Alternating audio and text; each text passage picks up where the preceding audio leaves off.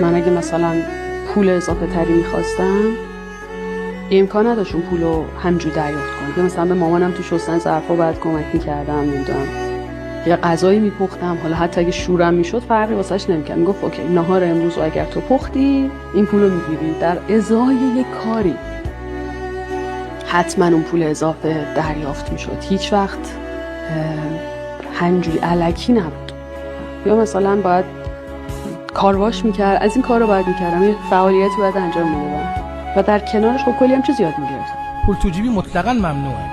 پول بر اساس خدماتی که داده میشه. دکتر شرطی میشن. گوش کن، کارهای فردی پول نداره، شرطی میشه. چی پول داره؟ کارهای جمعی.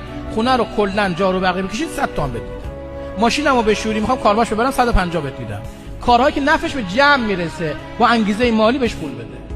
اون وقت خواستاشو پول خودش بخره. میگه نمیگم میخوام هدفون بخرم با اون بخره. میگه نمیگه نت بیشتر میخوام با اون بگیره. پدر مادرهایی که همه چی رو فراهم میکنن خائنه. باید خود بچه برسه به بعضی چیزا. بذار با تلاشش برسه.